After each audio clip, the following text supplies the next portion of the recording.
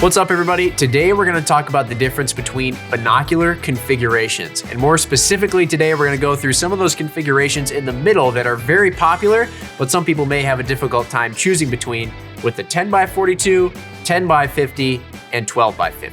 Now, it's worth mentioning right off the bat that we are using, in this case for our examples, the Razor UHD binoculars. Keep in mind that all of the characteristics we're going to talk about here apply to all other families of binoculars when you're comparing within the same line. So this could be Crossfire HD, Diamondback HD, Viper HD, it really doesn't matter. We're mostly going to speak to the magnification and objective lens sizes here. So first, we'll start off with 10x42. 10x42 being arguably our most popular configuration across all lines. It's a really great configuration that can be used in just about any scenario. You can use it east of the Mississippi, west of the Mississippi for casual viewing, hunting, or spotting at the range just fine. The 42mm objective means that it's a more common size and not as big as these 50mm objective sizes, so you're getting a smaller and more lightweight binocular. The size and weight of this configuration is going to make these binoculars really easy to use out of the hand. And being 10 power, it's not going to be too much that any little shake or movement you might impart on the binocular is going to mess with your image a whole lot. And 10 power is still perfectly viable to use off of a tripod to really maximize your optical system as well. So if the 10x42 is so versatile and so popular, then why would somebody opt for the larger and heavier 10x50 with its 50mm objective lens?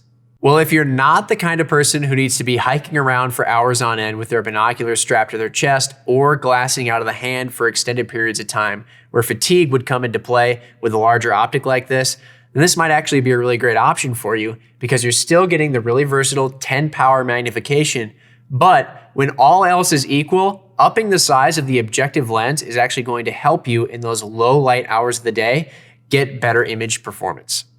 Now, next up, we'll talk about the 12x50 here. The 12x50 is really kind of a hybrid binocular configuration in and of itself because now we've gone up to a higher power with 12. So for some users, it may be a bit difficult to hold perfectly steady if you're trying to use it out of the hand. Not everybody. We do know plenty of hunters out there who do manage to make it work, but it's worth keeping in mind. But you're not quite up to the levels of some dedicated tripod binoculars that we really don't recommend for any sort of handheld use at all, like the 15s or the 18s of the world.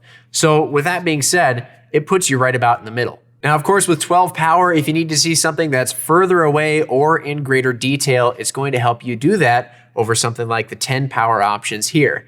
That said, when you go to higher powers, all else similar, you're generally going to get a smaller field of view. So if you're doing a lot of scanning and you want to see a larger landscape through your optic, then going higher power might not be the best route for you. All in all, these 12x50s are a really popular option for the hunters out west, where they may be finding themselves in environments where they're going to have to see objects that are pretty far away.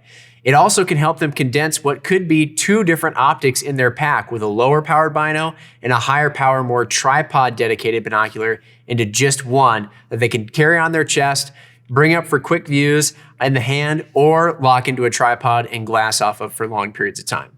And there you have it, folks. That's just a high-level overview of some of the things we go into when somebody's considering one of these three different configurations.